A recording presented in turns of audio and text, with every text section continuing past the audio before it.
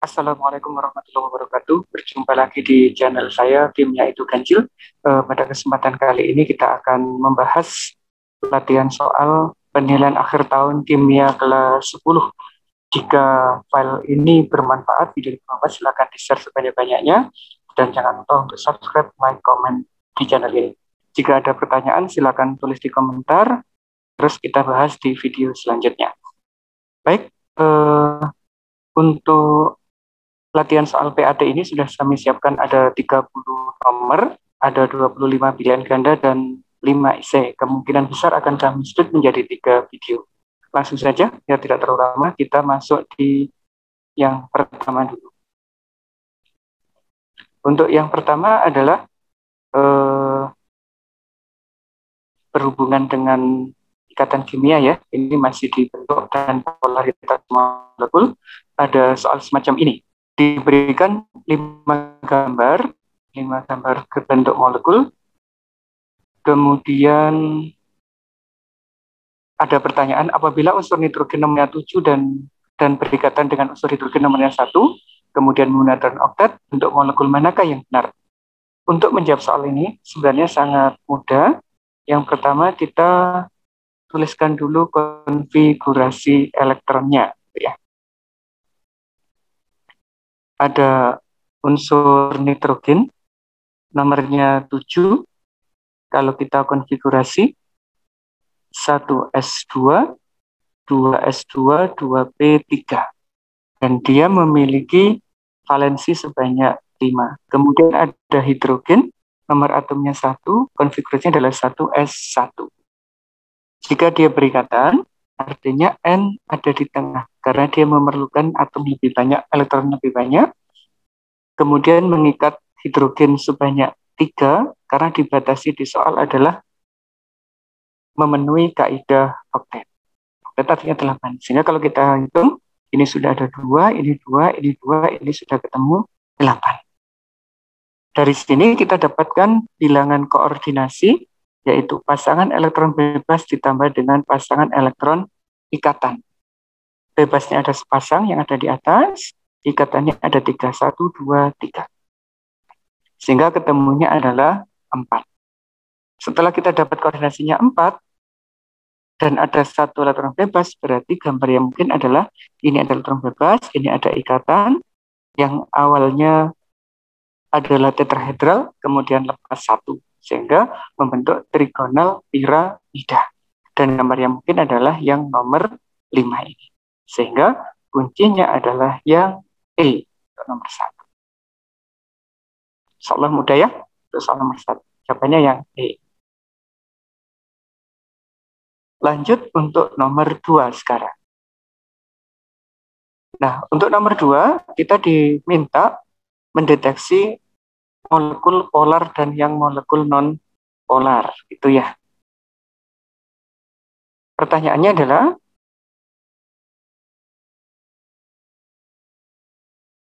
molekul senyawa dalam semesta memiliki bentuk 3 dimensi. Berdasarkan bentuknya, molekul dapat digolongkan menjadi molekul polar maupun non-polar. Ini ada 5 gambar.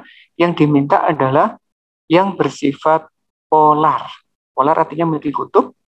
Ada kutub positif, ada kutub negatif yang terpisah. Nah, bagaimana mengidentifikasinya? Caranya sebenarnya mudah. Dari bentuk molekulnya seperti ini aja, kita bisa mendeteksi sifat polaritas molekul. Gambar yang pertama misalkan, ini ada 2 ikatan, ada 2 elektron bebas. Kalau kita hitung momen ikatan atau momen dipol ikatannya, ini dan ini ada vektor yang arahnya ke sana. Kemudian elektron bebas juga 2, vektornya adalah ke sana. Dan panjang vektor elektron bebas dibandingkan ikatan lebih besar yang elektron bebas. Sehingga kalau dijumlah, vektor yang ke atas dan yang ke bawah itu tidak sama dengan 0, tidak saling menghilangkan. Kalau tidak masih menghilangkan, jadi dia bersifat polar. Jadi molekul yang 1 ini bersifat polar dari geometrinya V-shape ini. Kemudian yang kedua, ini adalah koordinasinya juga 4, ada 3 ikatan, tapi ada 1 elektron bebas. Ini dan ini vektornya ke bawah. Jadi lebih panjang karena dia memiliki elektron bebas. Sehingga kalau dijumlah, ini juga tidak sama dengan 0, molekulnya juga bersifat polar.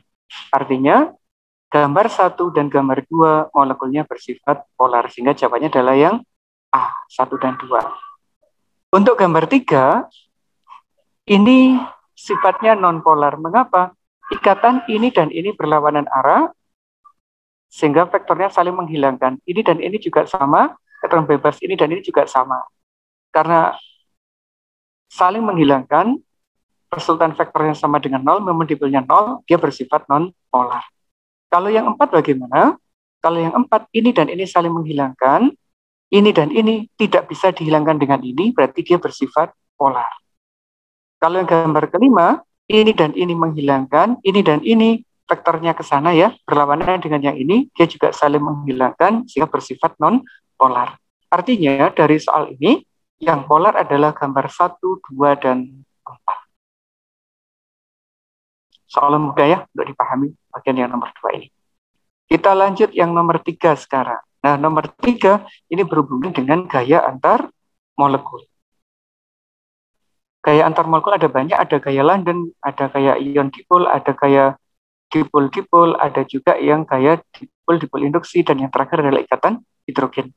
Untuk mengetahui gaya mana yang bekerja, kita harus mendeteksi dulu kepolaran dari molekul yang diberikan di soal. Ini ada molekul HCl, ini juga ada molekul HCl. Ada 2 molekul sama-sama HCl, dia berinteraksi. Nah, interaksinya ini bentuk ikatan apa? Kayak antar molekul apa gitu ya. Nah, sebenarnya sangat mudah. Kalau untuk yang ini, HCl adalah molekul polar, ini juga molekul polar. Artinya ada 2 molekul polar yang berinteraksi. Kalau ada 2 molekul polar berinteraksi, itu gayanya adalah gaya dipol-dipol. Jadi untuk nomor 3 jawabannya yang B. Lanjut ya, itu nomor 3. Sekarang nomor 4. Larutan natrium klorida adalah salah satu contoh dari larutan elektrolit kuat. Sebab NaCl larut secara sempurna untuk membentuk ion natrium dan ion klorida. Kita harus bisa mendeteksi kebenaran dari pernyataan ini. Pernyataan yang pertama benar apa tidak, kemudian yang di sini juga kita cari benar apa tidak, dan apakah ada hubungan antara pernyataan 1 dan pernyataan yang kedua. Kita tahu untuk natrium klorida rumusnya adalah NaCl, dia termasuk dari senyawa ion. Kalau dari senyawa ion berarti dia masuk elektrolit kuat. Karena di bab ikatan kimia kita sudah membahas bahwa ada 3 golongan yang termasuk elektrolit kuat itu. Yang pertama adalah senyawa ion, salah satunya ini ya. Yang kedua adalah asam kuat, yang ketiga adalah basa kuat. Jadi pernyataan yang pertama ini sifatnya benar. Nah, mengapa termasuk elektrolit kuat? Karena semua elektrolit kuat itu akan secara sempurna terionisasi membentuk ion-ionnya. Berarti pernyataan ini juga benar. Ini benar, dan ada hubungannya, sehingga jawabannya yang benar adalah yang A untuk nomor 4 ini. Mudah ya? Kita lanjut nomor 5. Nomor 5 ini juga sederhana, kita tinggal menganalisis dari gambar yang diberikan. Ada 5 gambar, pertanyaannya di sini kita fokus di pertanyaannya. Non-elektrolit, elektrolit kuat, dan elektrolit lemah. Dan yang diminta harus berurutan. Cirinya apa? Kalau non-elektrolit, itu jika menggunakan arus arah ya, tidak menghasilkan gelembung, lampunya juga tidak menyala. Berarti yang gambar 2 ini, miliknya non-elektrolit. Kalau yang kuat, lampunya nyala terang, gelembung gasnya sangat banyak. Berarti gambar yang nomor 1. Kalau lemah bagaimana? Kalau yang lemah biasanya gelembungnya jumlahnya lebih sedikit dibandingkan dengan yang kuat. Bisa yang nomor 3, bisa yang nomor 4, bisa yang nomor 5. Berarti yang mungkin adalah ini jawabannya, yaitu 2, 1, dan 4. Nah, ini sampai di nomor 5. Sekarang kita lanjut nomor 6. Nah, nomor 6 ini kita kayaknya butuh analisis sedikit ya. Kita nyalakan videonya dulu, karena membutuhkan analisis. Ada 4 larutan di situ, ada HCl, ada H2SO4, ada NH4OH. Yang diminta adalah penurunan kekuatan daya antar listrik, berarti dari yang elektrolit kuat menuju yang lebih lemah. Nah, bagaimana kita tahunya? HCl ini adalah asam kuat, berarti elektrolit kuat. H2SO4 ini juga elektrolit kuat. Nah, lebih kuat mana? Kita nanti bisa melihat dari harga ininya, harga polaritasnya. Sedangkan NH4OH ini adalah elektrolit lemah. Dan yang urea ini adalah bersifat non-elektrolit. Berarti jawabnya, kita tinggal membandingkan yang HCl sama H2SO4 lebih kuat mana. Bandingkannya menggunakan perbedaan jumlah ionnya saja. HCl dibanding dengan H2SO4. Kalau HCl di dalam air cukup membentuk dua ion ini aja, yaitu H+ dan Cl-. Sedangkan kalau H2SO4 itu mampu membentuk 3 ion, yaitu 2 ion H+ dan 1 ion SO4 2-. Semakin banyak ion yang dihasilkan, berarti dia makin kuat elektrolitnya. Artinya, antara HCl dan H2SO4 itu lebih kuat yang H2SO4. Berarti ini yang paling kuat, ini yang lebih lemah. Urutannya berarti dari nomor 2, ini ya, yang paling kuat 2, terus 1, terus 3, terus 4, gitu. 2, 1, 3, 4. Berarti yang E jawabannya. Gampang ya, untuk soal yang model begini. Selanjutnya, kita matikan dulu videonya, karena ini nggak memerlukan video kayaknya. Untuk nomor 7, senyawa kalium nitrat ini sudah masuk di persamaan reaksi stoikiometri berarti. Senyawa kalium nitrat merupakan bahan baku pembuatan mesiu dan asam nitrat. Senyawa tersebut dapat dibuat dengan mereaksikan dinitrogen pentaoksida, ini kata kuncinya, dinitrogen pentaoksida dengan kalium hidroksida. Kita disuruh menentukan persamaan reaksinya. Berarti dari nama-nama senyawa ini kita tentukan rumus kimianya dulu. Kalium nitrat. Apa rumusnya? KNO3. Dinitrogen pentaoksida berarti nitrogennya ada 2 karena ada dia. Penta berarti 5. Berarti N2O5. Kita lihat yang N2O5. Ini. Berarti yang A jelas salah gitu ya. Dan kalium hidroksida. Kalium hidroksida adalah KOH. Berarti jawabannya tinggal D dan E. Nah, antara D dan E ini mana yang setara? Ternyata yang lebih setara adalah yang E. Sehingga jawaban yang benar adalah E untuk nomor 7. Gampang ya? Gampang sekali untuk yang nomor 7. Kita lanjut nomor 8 sekarang. Nomor 8 adalah pemahaman terkait dengan persamaan reaksi. Pada reaksi pembuatan gas amonia, persamaan reaksinya seperti itu. Pernyataan yang benar adalah gas amonia itu NH3, apakah ada di reaksi? Reaksi itu di sebelah kirinya mana? Sedangkan NH3 ada di sebelah kanannya, itu disebut sebagai produk. Berarti yang A salah. Angka 3 di dalam hidrogen ini ya, berarti 3 ini disebut sebagai indeks. Nah, angka yang ditulis besar di depan senyawa atau unsur itu disebut sebagai koefisien, bukan indeks. Sedangkan indeks itu yang ini, yang angka-angka kecil atau ditulis sebagai subskripnya. Sehingga yang ini juga salah. Gas nitrogen dan hidrogen disebut sebagai hasil reaksi. Hasil itu dari sebelah kanan. Sedangkan ini di sebelah kiri, berarti sebagai bereaksinya. Yang ini, 2 molekul gas amonia adalah zat hasil reaksi. Dan inilah jawaban yang benar itu. Sehingga untuk nomor 8, jawabannya yang D. Ketiga fase. Nah, fasenya di sini sebenarnya sama. Ini G, ini juga G. Nah, G itu adalah dari gas, bukan dari cair. Kalau cair itu sama dengan liquid, simbolnya L. Jadi nomor 8 ini adalah pemahaman bagaimana penulisan persamaan reaksi yang setara. Soalnya mudah ya, nomor 8. Kita lanjut nomor 9. Nah, nomor 9 mudah lagi ini. Karena hanya diminta mencari persamaan reaksi yang sudah setara. Persamaan yang setara berarti atom yang di sebelah kiri sama dengan yang di sebelah kanan, mengikuti hukum kekekalan atom. Kita lihat yang persamaan pertama dulu. Ini CR-nya ada 2. Di sini CR-nya 1. Berarti belum setara. Yang persamaan 2. Ini AL-nya ada 1. Di sini AL-nya juga ada 2. Berarti belum setara. Ini C-nya ada 2. Ini ada 2. Berarti sama. Sedangkan hidrogennya di sini ada 5 sama 1 ada 6. Ini juga ada 6. Sudah sama. Oksigennya sekarang. Ini ada 4. Ini ada 3. Berarti totalnya ada 7. Di sini masih 3. Berarti belum setara.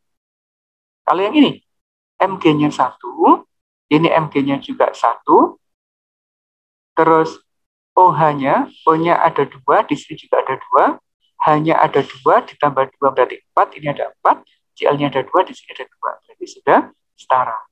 Berarti jawaban yang benar adalah yang nomor 4 ini. Mengapa yang 5 belum? Ini CO-nya 1 sudah benar ya. Ini H2, hidrogennya ada 2. Sedangkan di sini ada 6, berarti hidrogennya belum sama. Berarti untuk nomor 9 jawabannya yang nomor 4 atau D saja. Kita lanjut nomor 10 sekarang. Ini nomor 10. Kita diminta untuk menyetarakan persamaan reaksi. Gas propana dituliskan sebagai C3H8 dibakar seperti itu. Kita disuruh menentukan koefisiennya A berapa, B berapa, C berapa, D berapa. Nah, bagaimana caranya? Caranya sangat mudah. Kita tulis di sini ya. Ada C3H8 ditambah O2 membentuk CO2 dan H2O. Kita lihat C-nya. C-nya ada 3. Di sini ada 1, berarti dikali 3. Hidrogennya ada 8, di sini masih ada 2, berarti dikali 4. Sedangkan oksigennya 3 kali 2 adalah 6, ditambah 4, jumlahnya 10, berarti perlu dikali 5. Berarti koefisiennya adalah 1, 5, 3, 4. Yang A. Gampang ya? Untuk yang nomor 10, hanya sebatas penyetaraan reaksi. Nah, sekarang kita lanjut nomor 11. Ini bagian 1 sampai nomor 11 ya. Nanti yang nomor 12 sudah masuk hukum dasar, kita masuk di video yang kedua. Baik, untuk yang nomor 11. Ada C ditambah 2H2 bentuk CH4 disebut sebagai reaksi pembakaran. Reaksi tersebut melibatkan 2 unsur yang bergabung bentuk satu senyawa. Nah, ciri dari reaksi pembakaran itu adalah adanya gas oksigen di sebelah reaktan. Sedangkan di persamaan ini tidak ada gas oksigen di sebelah reaktan, berarti bukan termasuk reaksi pembakaran. Jadi pernyataan yang pertama ini salah. Nah, terus termasuk apa? Ini adalah unsur, ini adalah unsur untuk bergabung membentuk suatu senyawa itu disebut sebagai reaksi pembentukan. Ini adalah pembentukan, bukan reaksi pembakaran. Ini salah. Alasan yang kedua, reaksi tersebut melibatkan 2 unsur yang bergabung membentuk satu senyawa. Jadi alasannya benar. Karena ini adalah unsur bergabung membentuk satu senyawa. Ininya salah, ininya benar. Berarti jawabannya yang D. Gitu ya. Perhatikan data percobaan pembentukan gas belerang trioksida dari unsur belerang dan oksigen. Pertanyaannya adalah, berapakah perbandingan massa unsur belerang dan oksigen dalam belerang trioksida? Berarti kita disuruh mencari perbandingan S dan O di dalam senyawa SO3. Bagaimana strategi menjawab soal ini agar tidak memerlukan waktu yang lama? Ternyata sangat mudah. Bagaimana caranya? Anak-anak tinggal mencari data massa belerang ditambah massa oksigen itu yang sama dengan massanya SO3. Itu adalah kunci menjawabnya. Kita lihat yang pertama. Sama nggak jika ini ditambah ini sama dengan ini? Ternyata nggak sama ya. Ini kalau ditambah itu 6, 5, 2. Berarti 2 lebih, jadi nggak mungkin. Kalau ini dijumlahkan 0,32 ditambah 0,48. Nah, ini sama dengan 0,8. Artinya, data kedua ini yang kita gunakan anak-anak sebagai data perbandingannya. Nah, berapa perbandingannya? Ini langsung kita bandingkan. Yaitu 0,32 dibanding dengan 0,48. Kalau kita sederhanakan, ini sama dengan 2 dibanding 3. Sehingga jawabannya adalah yang D, 2 dibanding 3. Sudah ya? Kita lanjut untuk yang nomor 13. Karena nomor 13 baru kita menghitung. Gas X masanya 0,2 gram menempati volume 440 mili. Jika 0,1 gram gas CO2 pada P dan T yang sama menempati volume 320 ml, gas X adalah, ini adalah bagian dari hukum dasar kimia, membandingkan dua gas di dalam kondisi yang sama. Prinsip yang kita gunakan adalah hipotesisnya Avogadro. Di situ ada gas X, itu, yang dibandingkan dengan gas CO2. Nah, gini ya. Ini punya massa 0,2 gram, terus punya volume 440 mili. Sedangkan CO2-nya massanya 0,1, volumenya adalah 320. Nah, gas X-nya itu berupa apa? Apakah O2 atau sampai di NO2? Caranya kita cari perbandingan molnya.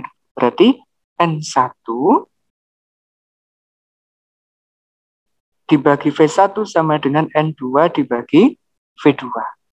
Ini kita nggak bisa mencari molnya, biarkan sebagai N1, baru ini kita bisa mencari molnya. N itu massa dibagi MR. Itu ya. Massanya adalah 0,1, sedangkan MR-nya dari CO2 itu adalah 44. Dari atom C12, terus oksigennya 2 kali 16, 32. Kita masukkan ke sini, berarti N1, gitu, dibagi dengan 440, sama dengan 0,1 per 44 dikali volumenya 320. Lagi ini kita langsung bisa ngitung ya. Berarti N1-nya dapat 44, itu, ini kan kali silang, dibagi dengan 44, ini 320. Ini bisa kita eliminasi, berarti N1-nya adalah 1/320. Sedangkan N sendiri itu adalah massa dibagi dengan MR. Nah, kita cari MR-nya ini. N-nya 1/320, massanya ini, massanya yang tadi ya, yaitu 0,2 dibagi dengan MR. Nah, gitu. Sehingga MR-nya dapat 320 dikali 0,2, yaitu hasilnya adalah 64. Nah, sekarang kita tinggal nyari gas manakah yang MR-nya 64 itu. Misalkan yang ini, oksigen, 16 kali 2 berarti 32. Kalau SO3, ini 32 ditambah 48, ketemunya 80. N ini 14, ininya 16, berarti ketemunya 30. Ini 32, ini 32, berarti ketemunya 64. Sehingga jawabannya adalah yang D. Gasnya adalah SO2. CO2 dibanding dengan SO2.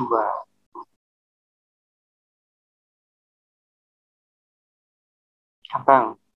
Nomor 14 sekarang.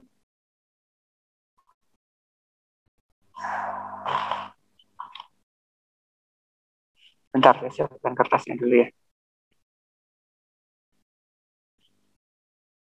Suatu senyawa organik berbentuk gas sebanyak 5,6 gram pada keadaan standar mempunyai volume 1,5 liter pada kondisi STP.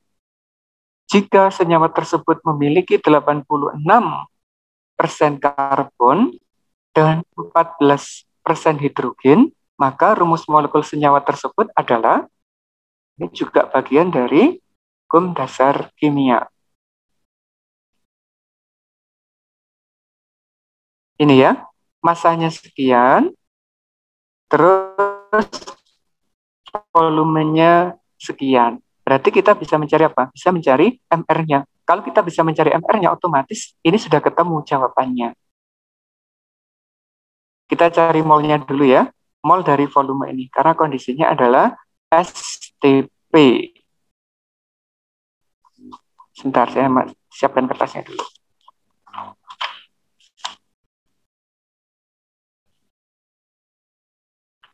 Mol itu rumusnya massa dibagi MR, terus memiliki massa, ada volume, berarti ini kita abaikan dulu, kita gunakan rumus mol yang kedua, yaitu mol, kondisi STP ya, volume dibagi volume molar. Volumenya adalah 1,5 liter, volume molarnya adalah 22,4. Nah, sekarang kita bisa menghitung di situ. Kita cari kalkulator sebentar.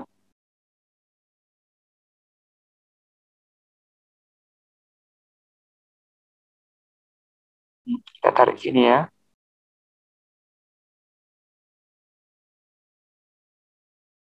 Nggak mau dipindah. 1,5 dibagi 22,4. Ketemunya adalah 0,06 mol gitu ya. Nah, kemudian dari mol ini kita bawa ke sini. 0,067 itu masanya 5,6 per mr. Sehingga mr-nya dapat. Kita hitung. 5,6 dibagi dengan 0,067. Nah, ketemunya adalah 83 mr-nya, 83,6 gitu ya. Dan ini bisa dibulatkan menjadi 84. Biasanya begitu. Nah, sekarang kita tinggal mencari di antara zat-zat itu manakah yang memiliki mr sebanyak 84. Temu jawabannya ya. C2 berarti 24 ditambah 4, 28 nggak mungkin. Ini 48 ditambah 8 masih 56, tidak mungkin. Ini 36 ditambah 6 masih belum ya. Ini 60, 5 kali 12 ditambah ini belum ketemu. Kalau ini 72 ditambah 12 lah ketemunya 84. Sehingga jawabannya yang E. Begitu untuk menentukan MR suatu senyawa. Nah, ini data ini dipakai nggak dipakai nggak apa-apa karena sudah cukup dari data yang atas. Kalaupun dipakai ya nggak apa-apa, kita hitung perbandingan mol dan sebagainya. Tapi akan menambah langkah. Ini langkah yang paling cepat. Nomor 15 sekarang.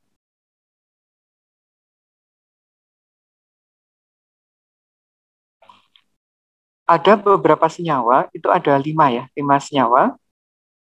Yang ditanyakan adalah senyawa yang memiliki MR paling banyak. Kita hitung satu ini. Untuk yang pertama dulu, coba ya, 15 yang A dulu. Kalsium karbonat, Ca-nya itu 40, ditambah C itu 12, ditambah 3 kali 16. Pokoknya ada 16 itu. Berarti ketemunya 48, 60, 40 berarti ketemunya 100. Kalau yang B, NH4 2 kali. N itu 14, ditambah 4 berarti 18, dikali 2, 36, ditambah S itu 32, ditambah O-nya 4 kali berarti 64. Kalau dijumlah berapa ini? 2, 132 ya, 132. Itu untuk yang B. Sedangkan yang C, C-nya ada 2, berarti 24. Hanya ada 3, berarti ditambah 3. Ditambah O-nya ada 2, berarti 32. Ditambah Na-nya 23. Kalau dijumlah 55, 55, 58, ditambah 24 berarti ketemunya 82. Berarti masih segitu ya, masih banyak yang B. Sedangkan yang D, MG itu 24 ditambah CL 35,5 berarti 71, ketemunya adalah 95. Kalau yang E, MG-nya adalah 3, berarti 24 kali 3. Berapa itu? 24 kali 3. 48 ditambah 24, 7 ya. 72, terus ditambah dengan P-nya kali 2, berarti 62. Terus ditambah O-nya dikali 8, 16 kali 8. 16 kali 8, 84, 128. Nah, ini sudah sangat besar sekali. Sehingga jawabannya adalah yang nomor 5. Nah, kalau soal kayak gini harus hitung satu persatu. Terus kita bandingkan datanya. Kalau nggak dihitung satu persatu, ya nggak bisa jawab. Ya. Itu yang nomor 15. Lanjut nomor 16 sekarang. Pada suhu dan tekanan yang sama, volume 2 mol gas oksigen lebih besar dari volume 2 mol gas hidrogen. Massa molekul relatif gas oksigen lebih besar daripada massa molekul relatif gas hidrogen. Alasannya itu. Apakah benar? Nah, ini sebenarnya adalah menggunakan hukum Avogadro tadi. Apa hukum Avogadro? Yaitu N1 per V1 sama dengan N2 per V2.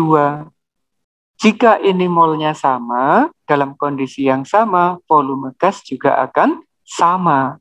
Berarti pernyataan yang ini adalah salah. Harusnya sama volumenya. Karena di sini molnya sama. Nah, kalau massa molekulnya bagaimana? Iya betul, MR-nya ini kan 32, sedangkan ini 2. Berarti MR-nya oksigen itu lebih besar daripada yang hidrogen. Nah, itu benar. Artinya, yang ini salah, yang ini benar. Jawabannya yang D, salah benar. Ini ya, salah, alasannya benar. Sekarang nomor 17. Sederhana sekali, cuma disuruh menghitung mol saja. Langsung ya. Berarti mol itu sama dengan massa dibanding dengan MR senyawanya. Massanya di situ adalah 8. MR-nya Na itu 23, O itu 16, berarti 39 ditambah 1 berarti 40.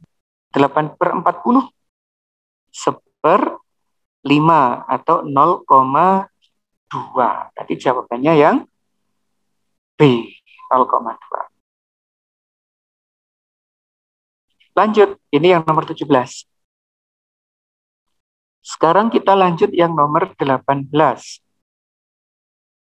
Massa 1,12 liter nitrogen pada suhu standar temperatur STP adalah gitu ya. Berarti mudah, ada volumenya, kita disuruh menghitung massa dalam kondisi STP. Berarti kita cari molnya dulu. Volume dibagi volume molar. Volumenya adalah 1,12, STP itu 22,4, berarti ketemunya berapa nih? 0,05. Kalau maunya ketemu, kita tinggal mencari massanya aja. Berarti massa itu mol dikali dengan MR. Ini 0,05 dikali 28, MR-nya nitrogen. Karena 2 kali 14. Jadi kalau dihitung, ini hasilnya 1,4 gram. Sehingga jawabannya yang B untuk nomor 18.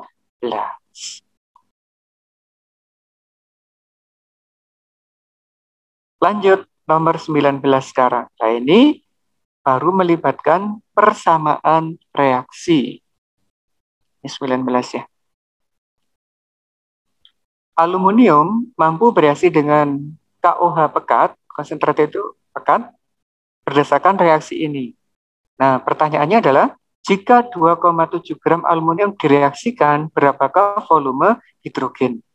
Aluminium itu ini, hidrogen itu ini. Nah, kita potong. Persamaan reaksi yang penting, 2Al berubah menjadi 3H2. Karena yang dibutuhkan cuma ini aja. Yang lainnya nggak dibutuhkan.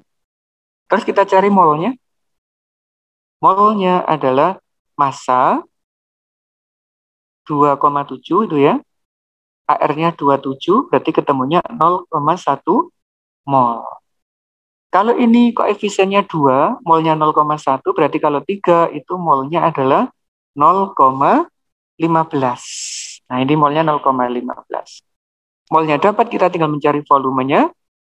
Mol dikali volume molar. Berarti 0,15 dikali 22,4.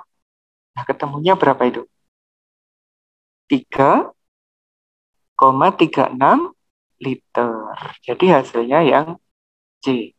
Nah, begini strateginya ya. Kalau ada soal, ini stoikiometri tipe 1, belum melibatkan ada presi pembatas, ambil aja senyawa atau zat yang terpenting di persamaan reaksi itu. Yang terpenting kan Al sama hidrogen. Nah, kita bandingkan langsung kayak begini, itu boleh. Karena untuk mempercepat kita berpikirnya. Itu untuk nomor 19.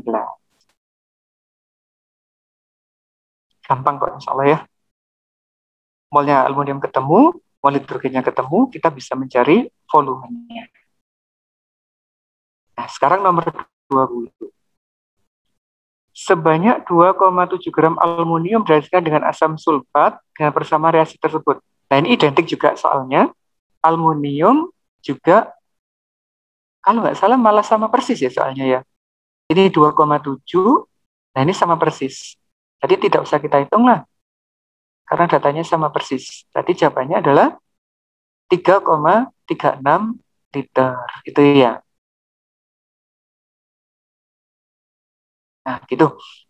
Baik, itu untuk nomor 20 dan 19 sama. Langsung nomor 21. Kalau 21 kalau nggak salah ini sudah melibatkan reaksi pembatas. Biasanya kalau ini masuk di tipe pilihan ganda kompleks yang benarnya lebih dari 1. Kita coba lihat soalnya untuk 21.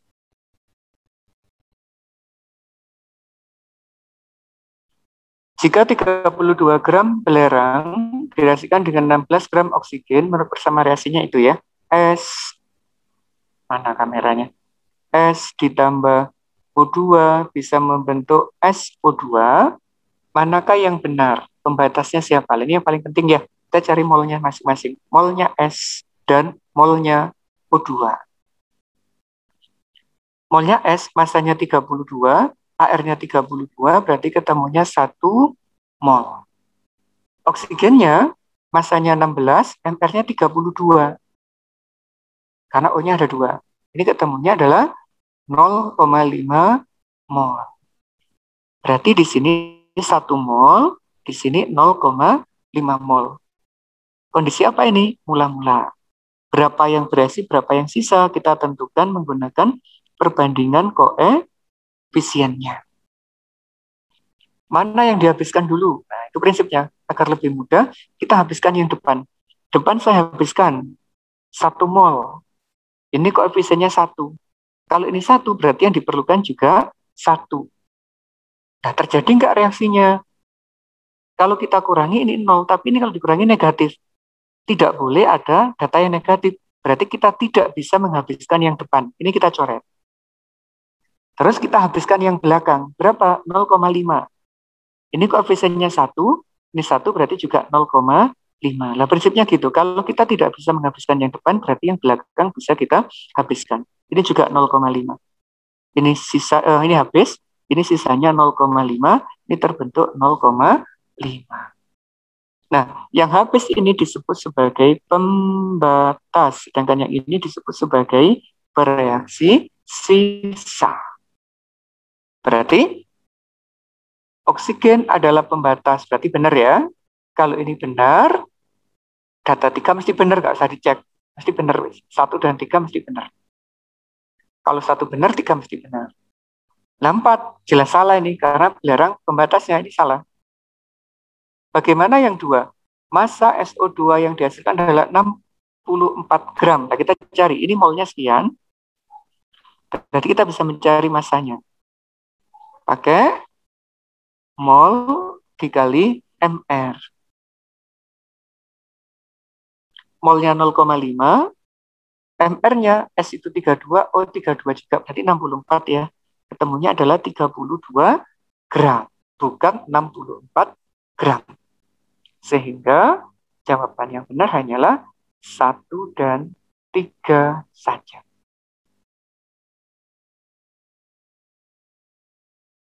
Oke, untuk nomor 21 jawabannya 1 dan 3. Oke ya, nomor 22 sekarang. Untuk nomor 22 ini adalah bagian akhir dari video sesi kedua. Ada persamaan reaksi di situ. Pembakaran gas etana C26.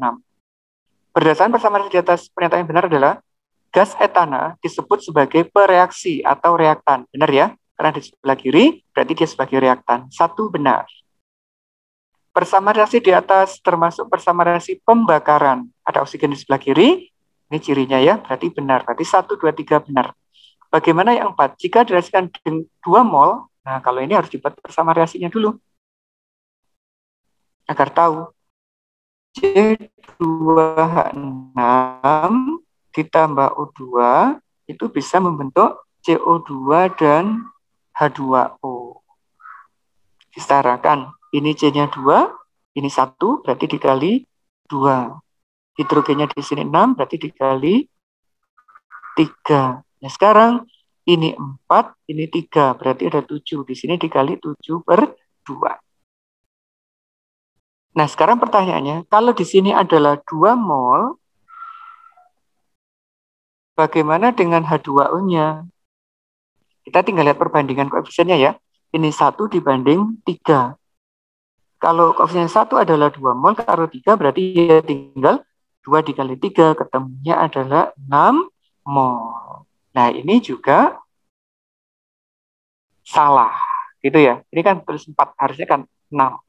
Artinya, pertanyaan ini, pernyataan yang benar hanyalah 1, 2, dan 3. Sedangkan yang keempat, pernyataannya salah. Nah, apa jawabannya kalau 1, 2, 3? Yaitu A. Nomor 23 ini perlu kita menulis dan sebagainya ya. Soalnya adalah sebanyak 2,4 gram magnesium direaksikan dengan 100 ml asam klorida menurut persamaan reaksi seperti itu. Pertanyaannya adalah berapa volume gas hidrogen yang dihasilkan pada kondisi STP. Nah, langkah mengerjakan soal nomor 23 itu adalah kita tuliskan dulu persamaan reaksinya. Mg ditambah 2HCl membentuk MgCl2 dan gas H2. Jika sudah, kita bisa menghitung mol masing-masing zat. Molnya Mg, masanya adalah 2,4, HR-nya adalah 24, berarti ketemu 0,1 mol. Terus kita juga bisa menghitung molnya HCl, pakai molaritas dikali volume dalam satuan liter, karena menggunakan larutan D. M-nya adalah 1, kemudian volume 100 mili berarti 0,1 liter, berarti ketemu 0,1 mol. Nah, molnya sama. Ini 0,1, ini juga 0,1, kita tulis sebagai kondisi mula-mula. Selanjutnya kita hitung berapa mol yang ada di bagian reaksi. Caranya sama kayak di video yang bagian kedua tadi ya. Kita habiskan yang depan, kalau ini dihabiskan, ternyata di sini butuhnya 0,2 karena 1 banding 2. Nah, yang ada cuma 0,1 berarti tidak mungkin. Kalau nggak mungkin kita habiskan yang belakang, kalau di sini 0,1, koefisiennya 2 berarti di sini 0,05 karena separuhnya. Ini juga 0,05, ini juga 0,05 karena separuhnya. Ini habis sebagai reaksi pembatas, ini sisa 0,05, ini terbentuk 0,05 dan 0,05. Nah, yang diperlukan kan hanya hidrogen aja, berarti ini. Nah, volumenya berarti Mol dikali dengan volume molar. 0,05 dikali 22,4. Hasilnya adalah 1,12 liter. Jadi untuk nomor 23 hasilnya 1,12 liter, yaitu yang A. Udah ya, untuk nomor 23. Prinsipnya, asalkan kita bisa menentukan siapa yang habis bereaksi, siapa yang bersisa, kemudian siapa yang terbentuk, pakai perbandingan koefisien, insya Allah bisa.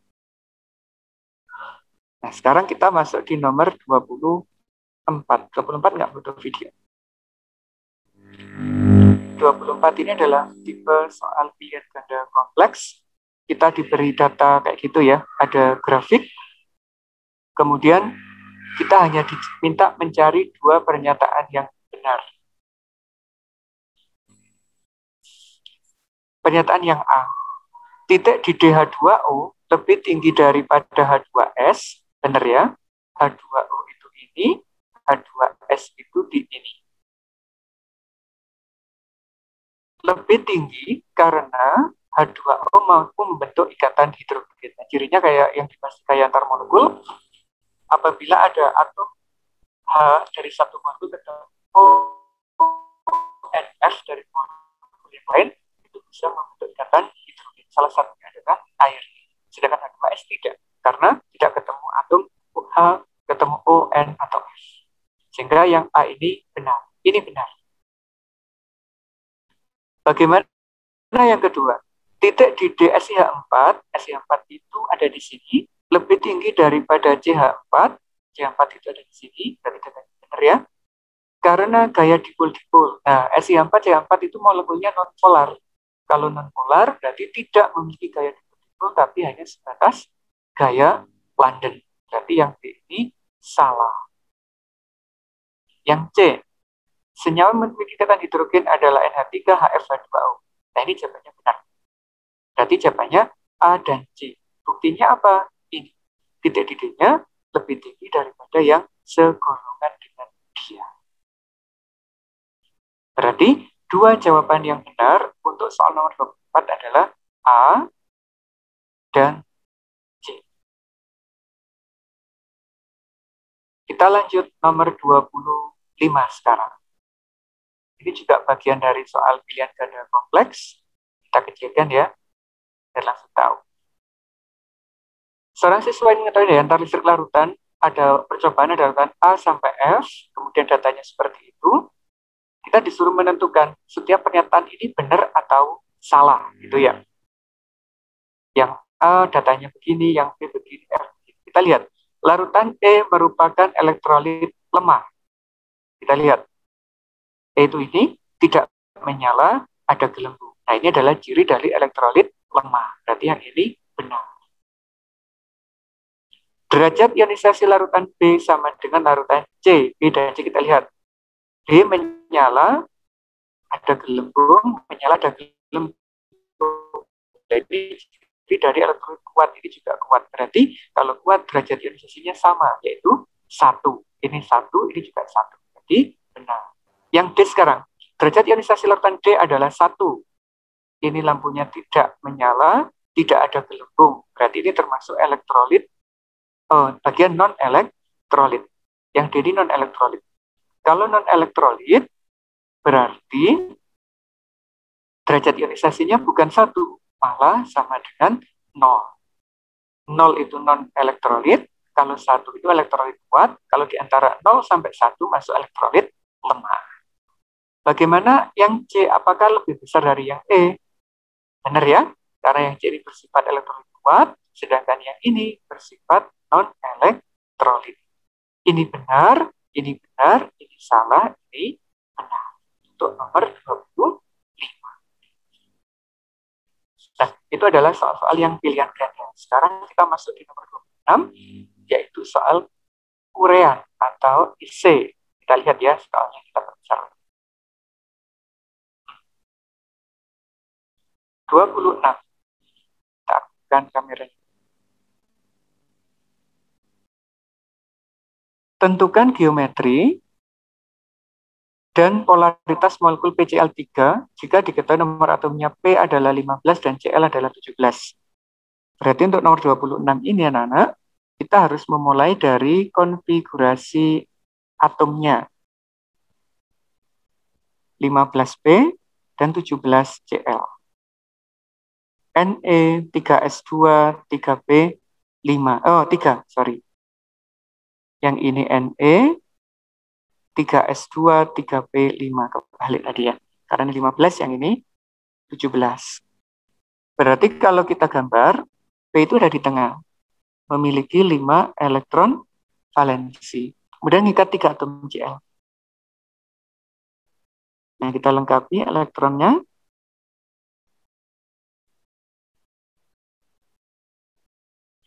Setelah kita dapatkan struktur Lewisnya, agar bisa mendapatkan bentuk dan molaritasnya, kita tentukan ini, bilangan koordinasinya, yaitu pasangan bebas ditambah pasangan elektron ikatan. Yang bebas ini sepasang, berarti ada 1, ikatannya ada ini. Ada 3, berarti ketemunya adalah 4. Kalau 4, bentuk asli molekul itu adalah tetrahedral, yang gini tuh ya. Nah, gini. Ini ada Cl, ini ada Cl, ini ada Cl. Tetapi karena satunya ada elektron bebas, kita ganti dengan elektron bebas. Nah, geometri yang kayak begini, terlepas satu ikatan, itu namanya adalah trigonal piramida. Atau segitiga piramida. Nah, kalau segitiga piramida, ikatan ini dan ini tidak saling menghilangkan. Mu atau momen dipolnya tidak nol, berarti dia bersifat polar. Nah, cara jawabnya begitu ya, alurnya. Dari konfigurasi elektron, terus gambarkan struktur Lewisnya, tentukan bilangan koordinasinya, baru digambar, dan kita tentukan dia polar atau non-polar. Itu yang nomor 26. Soalnya mudah. 27. Apa pertanyaannya? Perhatikan persamaan pembentukan uap air berikut. Sama dengan itu, hitunglah volume gas hidrogen dan oksigen yang diperlukan untuk memproduksi 60 liter uap air. Wah, ini mudah sekali nih. Ada H2 ditambah O2 bisa membentuk H2O. Ini koefisiennya adalah 2. Nah, soal ini menggunakan hukumnya Gay-Lussac. Perbandingan koefisien sama dengan perbandingan volume. Perbandingan koefisiennya 2:1:2. Kalau di sini harus memproduksi 60 liter air, berarti oksigennya berapa? Hidrogennya berapa? Kan mudah sekali, kan? Kalau 2 adalah 60, kalau 1 berarti ya 30 liter. Kalau 2 berarti ya 60 liter. Cuma gitu aja cara jawab soal nomor 27. Bonus ya. Lanjut, 28. Apa nomor 28? Oh, cuma menyetarakan.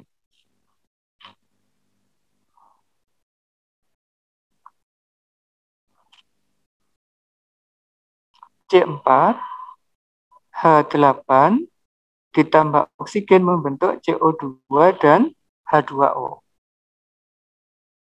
4, ya. Berarti ini 4, ini 4, ini 4, berarti 8. Ini tinggal dikali 4. Nah, sudah selesai gitu aja yang A. Kalau yang B, Sn ditambah HCl membentuk SnCl2 dan H2. Ini gampang sekali malah. Cl-nya 2, 2 tinggal dikali 2. Nah, gitu aja selesai. 28. Lanjut, 29. Nah, ini kayaknya berhubungan dengan pembatas ya.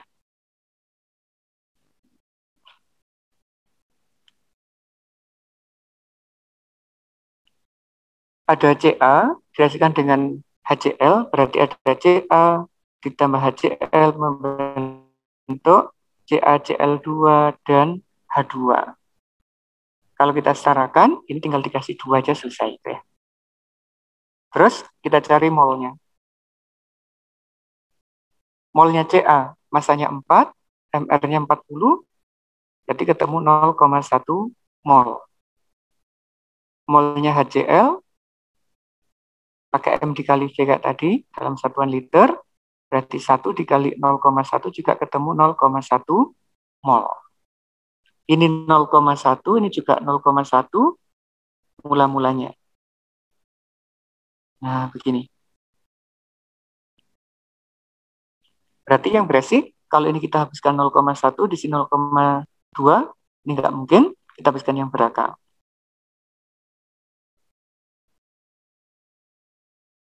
Kalau ini 0,1, kalau yang 2, kalau 1 kan separuhnya gitu ya. Soalnya nggak ada masalah. Ini yang habis, ini sisa 0,05, ini terbentuk 0,05, ini juga 0,05. Reaksi pembatasnya ini, pembatas. Temu yang A ya.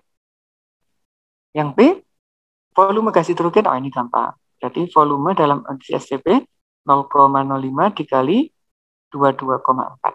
Nah, langsung ketemu, yaitu 1,12 liter. Simpel ya, untuk nomor 29.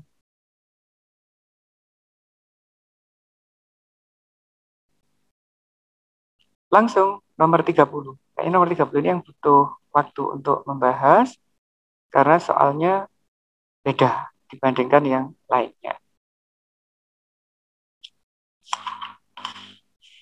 Menentukan rumus molekul. Sebanyak 0,37 gram senyawa organik X yang mengandung unsur karbon, hidrogen, dan oksigen dibakar berlebih bersama reaksi itu. Pembakaran statik menghasilkan 0,88 gram karbon dioksida, 0,45 gram air. Ternyata percobaan lain menunjukkan bahwa setengah mol zat X masanya adalah sebesar 37 gram. Tentukan rumus molekulnya. Nah, model begini sudah sempat kita bahas di pembelajaran reguler ya, bahwa yang pertama harus kita cari perbandingan massa CHO di dalam senyawa itu. Dari mana datanya? Dari massa ini. Dari massa karbon dioksida dan massanya air. Gimana mencarinya? Dari CO2, kita bisa menghitung massanya C. Dari H2O kita bisa mencari massanya H. Berarti gini, massanya C. Pakai AR-nya C, berarti 12. AR-nya C1 berarti 1 kali 12.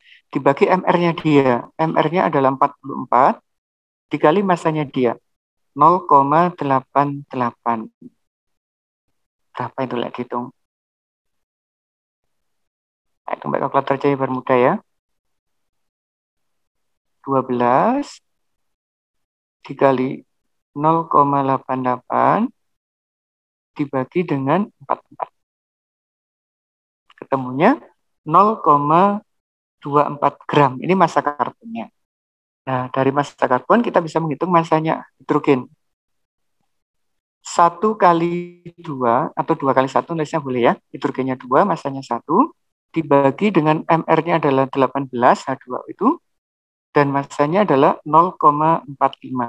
Ketemu kita hitung. 2 kali 0,45 dibagi 18. Ketemunya 0,05 gram. Nah, kalau massanya ini udah ketemu, kita bisa menghitung massa yang lain juga. Yaitu massanya oksigen. Dari mana massa oksigen? Dari sini kita bisa menghitung. Berarti massa O adalah massa sampelnya 0,37 dikurangi massanya C 0,24 dikurangi massanya H 0,05. Berapa itu? 0,37 dikurangi 0,24 dikurangi 0,05. Nah, 0,08. Ketemu semua ya? Massanya C dapat, massanya H dapat, massanya O dapat. Kalau sudah dapat semua massa unsurnya, kita bandingkan mol C dibanding mol H dibanding mol O.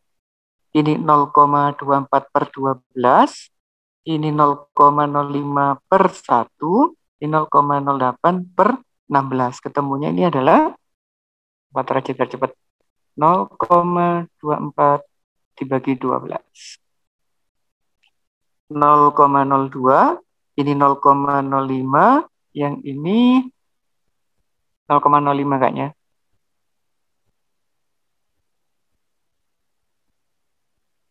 Nah, 0,005. Bandingannya kecil sekali.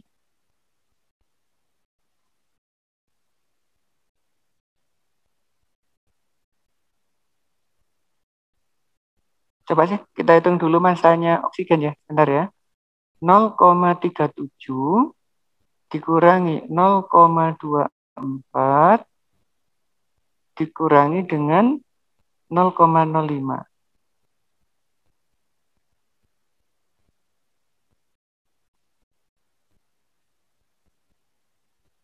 Kecil banget ya. Nah, kalau udah kecil banget, ini kita bandingkan perbandingan jadi perbandingan koefisien. Kita bagi yang ini, kalau ini 1, ini 10, ini 4. Ini nggak dapat ini. Harapannya di sini adalah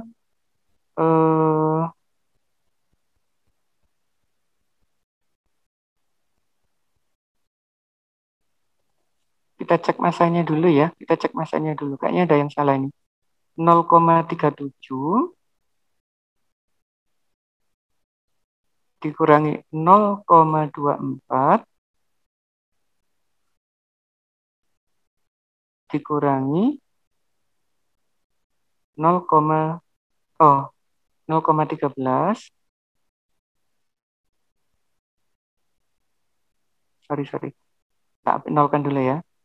0,13 dikurangi 0,05. Ketemunya segitu. 0,08 kemudian dibagi dengan 16. Ini yang paling kecil. Terus kita bandingkan perbandingannya. Berarti 0,02, 0,005. Ini ketemunya 4 kalau dibanding dengan ini ya. Terus 0,05 dibanding dengan 0,005. Ketemunya di sini adalah 10, di sini 1. Berarti rumus ini perbandingan 4, 10, 1 sebagai rumus empiris. C4, H10, O1. Ini adalah rumus empirisnya. Nah, setelah ketemu rumus empiris, kita sekarang harus mendapatkan rumus molekul. Kita gunakan data yang ini. 0,5 mol ZX masanya 37 gram. Berarti kita bisa menghitung MR-nya. Kalau MR-nya ketemu, kita bisa mencari molekulnya. Mol itu kan masa dibagi MR. Ini 0,5, masanya 37 per MR. Berarti MR-nya adalah 37 dibagi 0,5. Berapa itu? 37 dibagi 0,5. Atau dikali 2 ya, 74. Nah, sekarang kalau kita lihat, MR dari rumus empiris dikali N kali itu sama dengan MR dari rumus molekul. Ini konsep yang kita dapatkan waktu pembelajaran di kelas. Nah, C4H10 ini kan C4H10O dikali N itu sama dengan 74. C-nya dikali 4 itu berarti 48 ditambah 10 ditambah 16 dikali N itu sama dengan 74. Ini juga 74N sama dengan 74, berarti N-nya adalah 1. Kalau N-nya ketemu 1, berarti rumus empiris sama dengan rumus molekulnya, yaitu sebagai C4H10O1. Nah, begitu anak-anak untuk cara menjawabnya. Ini ya runtutannya ya. Kita cari massa C-nya dulu, kemudian massa O-nya, massa hidrogennya dulu. Ini massa hidrogen. Massa C dari CO2, massa hidrogen dari H2O, kemudian massa O dari selisih sampel dikurangi C dan H, terus dibandingkan molnya. Mol C banding mol H dibanding mol O. Ketemulah perbandingan ini disebut sebagai rumus empiris. Rumus empirisnya ketemu, kita bisa menghubungkan dengan MR senyawa. MR rumus empiris sama dengan MR rumus molekul. Masukkan ke sini, ketemu N-nya. Nah, N itu mewakili penyederhanaan rumus empirisnya. Kalau ketemunya 1, berarti rumus empiris sama dengan rumus molekulnya. Nah, begitu untuk prediksi PAT kelas 10. Semoga bermanfaat. Silakan subscribe, like, komen video ini. Jika bermanfaat, silakan di-share ke teman-temannya.